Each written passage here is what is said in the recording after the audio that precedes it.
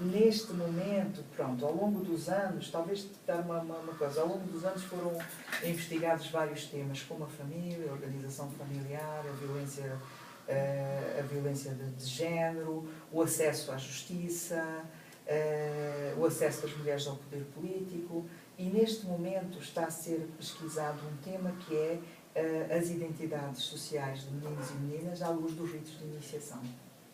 Portanto, este é o tema neste momento. Já há algumas conclusões? Não, o trabalho de campo terminou, está a ser trabalhada a informação e escrito o relatório. Não é? Mas onde é que se fez a pesquisa? Essa pesquisa foi feita para além de Maputo, portanto foi feita em Cabo Delgado, foi feita nas Américas, foi feita em Sofala, não é? Portanto procurou-se cobrir assim algumas regiões com uma diversidade. Mas quais são os desafios da visão neste momento? Quais são os desafios? Portanto, como eu estava a explicar antes, a pesquisa ela é definida em termos das áreas que nós consideramos deficitárias. Os resultados desta pesquisa interessa-nos divulgar o mais possível, na medida em que este diagnóstico é que pode informar a ação, não é? A partir deste diagnóstico nós vamos desenhar planos de ação, então aí a gente inclui esta disseminação de resultados, faz-se quer através de um setor da comunicação, publicamos em brochuras, em livros, tem vários formatos de publicação, não é? O livro, pouca gente vai ler o livro, mais ao nível das universidades. Então nós disseminamos em pequenos artigos no nosso boletim, no nosso website, e temos também brochuras que são usadas para a formação. E é na formação também outro meio que nós temos para disseminar os resultados. Então, há muitos desafios que nós temos. A nossa maneira de trabalhar normalmente é em conjunto com outras organizações. Quando nós tentamos mudar leis e políticas públicas, isto não é o trabalho de uma pessoa, de uma organização, não é? Isto é o trabalho de um movimento. Então, nós temos os nossos parceiros, alguns já mais antigos, outros que vão entrando no caminho. Temos também alargado as parcerias. E os desafios às vezes é conseguir ter voz, que nos ouçam ao nível público, não é? Por exemplo, é muito difícil às vezes conseguir espaço nos mídias até. Quando nós queremos, é muito difícil. Quando nós queremos, quando é mesmo urgente, por exemplo, agora estamos a tirar comunicados sobre o Código Penal, temos um conjunto de 5 comunicados, já saíram 2, nós estamos a pagar. Não é? Mas eu gostava de dizer mais uma coisa, nós temos tido muito mais acesso a órgãos de informação, digamos, privados, que órgãos de informação públicos. Não é? Por exemplo, todos não só a Verdade, mas o canal de Moçambique, o Zambezi e o próprio Savana, nos disseram que, na medida das disponibilidades, que se for pedido com tempo, nos podem meter algumas matérias, o que é bastante generoso, mas a gente não encontra a mesma posição, por exemplo, de notícias. Não é? Para além de que os preços de notícias são muito altos, mesmo tendo em conta que as nossas publicações são coisas que nós podemos considerar de interesse público. Não é? Ok, então tem encontrado esta dificuldade em transmitir informação de interesse público nos órgãos públicos? Temos, mais do que nos privados. Okay. Os privados têm maior abertura neste aspecto. Agora, outra questão falou dos desafios, e eu ia mesmo perguntar sobre o desafio de comunicar através da imprensa, mas acabou respondendo. Como é que é feito o trabalho no terreno? No que diz respeito às pesquisas? Qual é o público-alvo? Bem, depende da pesquisa, não é? Por exemplo, internamente nós estamos divididos por setores, não é? Portanto, o setor da pesquisa, o setor da comunicação, advocacia, o setor da formação, não é? Portanto, para além, evidentemente, de todos os setores de suporte, administração, etc. Não é? Portanto, nós temos equipes constituídas, se bem que às vezes também haja alguém da pesquisa pode vir fazer uma palestra, alguém da comunicação pode apoiar.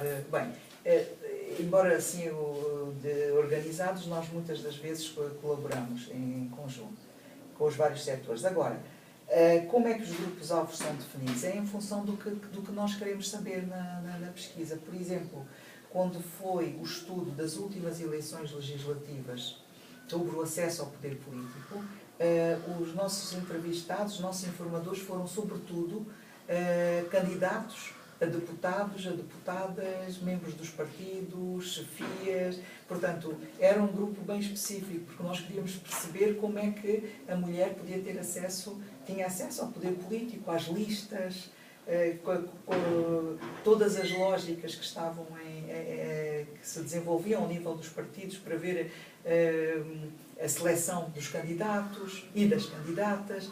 Então, está a ver, esse aí foi um grupo-alvo muito específico, não é? Por exemplo, esta pesquisa sobre os ritos de iniciação tem como grupo-alvo nos sítios onde andou, portanto, alguns informadores-chave, não é? De instituições que às vezes lidam com esta situação, como a educação, etc., mas também matronas, pessoas que oficiavam ritos, homens e mulheres que passaram pelos ritos, uns mais velhos, outros mais novos, para ver se ao longo do tempo há também uma evolução, não é? Portanto, uns mais velhos que terão passado pelos ritos há mais tempo, outros mais jovens cuja participação terá sido mais recente, não é? Portanto, o grupo de informadores vai depender daquilo que se pretende saber. Agora, e o nível de literacia no país? É de algum modo um entrave para o trabalho que o ISLA faz? Ou para as conclusões que chega, por exemplo, no estudo das conclusões sobre violência doméstica, e chega a concluir que é uma violência, é uma injustiça histórica que tem de ser corrigida, e a lei tem de ser feita num sentido até que se torna obsoleta, quando as coisas já estão equiparadas em termos de igualdade. O problema não é tanto a iliteracia, mas é sobretudo o facto de que as pessoas às vezes não sabem que têm direitos, não é?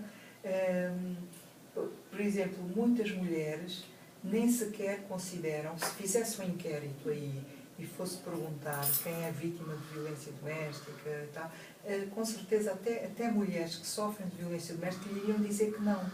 Porque às vezes a violência doméstica aparece como um não crime, porque ela é normal. Ela vem no pacote do casamento, não é? Quer dizer, é normal que o marido use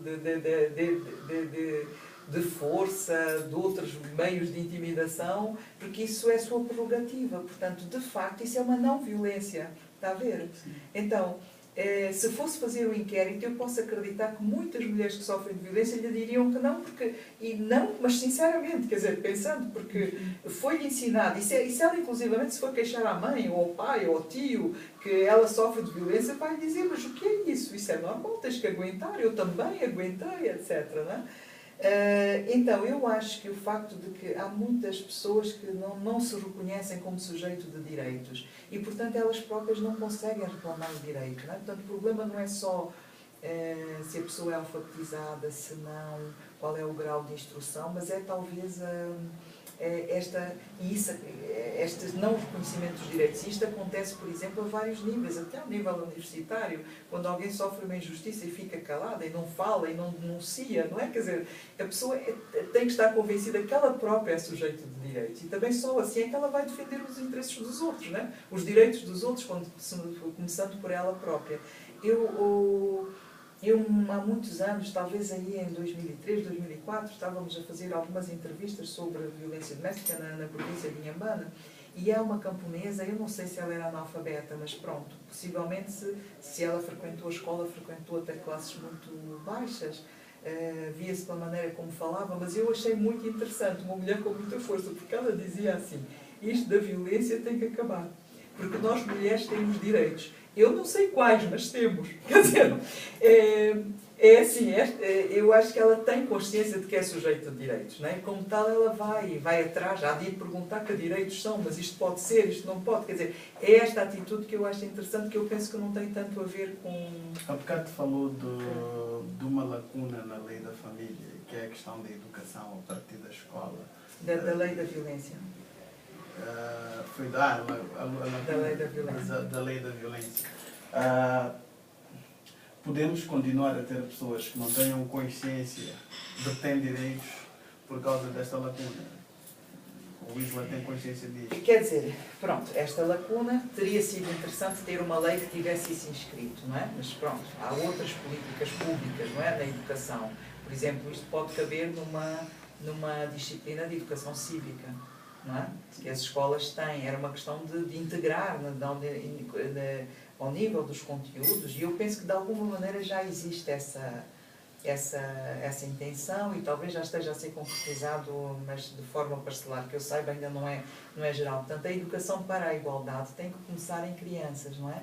É muito difícil às vezes dizer a um homem que tem os seus 50 anos, que está casado há 30 anos, e o casamento dele sempre foi gerido de certa maneira, assim como o casamento dos pais dele, de repente chegar e dizer que isso que você está a fazer não é de justiça, porque os dois têm direitos iguais. Pode ser muito complicado, mas se nós começamos com as crianças a dar uma educação para a igualdade, talvez a gente consiga daqui a médio e a longo prazo tentar reverter um pouco a situação, não é? Como é que a Wisla vive? Como é que? Vive. Não, é uma organização que não gera rendimentos, não é? Portanto, nós funcionamos muito com fundos de parceiros de cooperação, não é? Normalmente, portanto, todos eles parceiros de cooperação que são com fundos internacionais, não é? Portanto, há concursos, às vezes, que aparecem da intervenção nesta área, e de acordo com as nossas áreas de intervenção, nós concorremos, submetemos propostas, são aprovadas, outras não são, não é? Agora, uma coisa que se diz bastante é que o fato de uma organização que não gera lucros, vive de apoios de parceiros internacionais, é que talvez chegue a alguma altura em que a agenda do parceiro internacional condiciona a agenda de quem recebe apoios. Isto não tem acontecido na Wisla?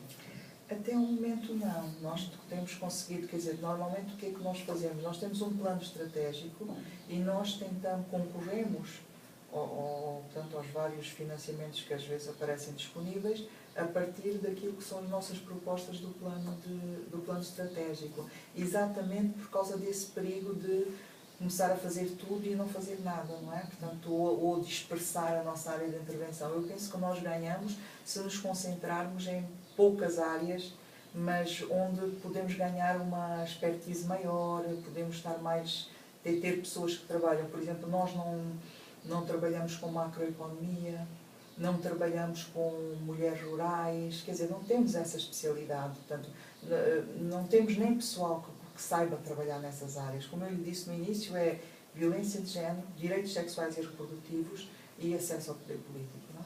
Portanto, são as 3 áreas de intervenção.